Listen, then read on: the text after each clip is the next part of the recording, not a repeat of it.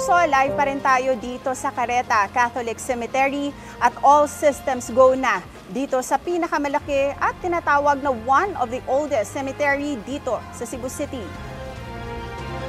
Maaga pa lang nakaset up na ang mga security personnel sa pangunguna ng Cebu City Police Office.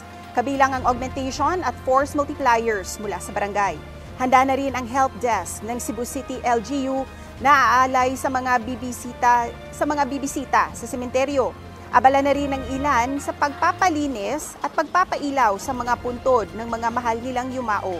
Nagkakahalaga sa 400 pesos ang pagpapailaw, habang nasa 100 hanggang 200 pesos naman ang pagpapalinis at pagpipinta sa mga lapida.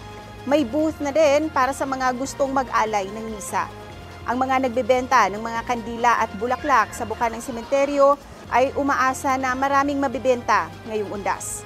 Nag-abiso na rin ang Cebu City LGU at ang pulisya na bawal mag-overnight sa mga sementeryo.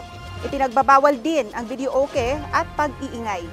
Nananawagan naman ang otoridad sa publiko na sundin ang lahat ng rules and regulations para sa ligtas na paggunita sa undas.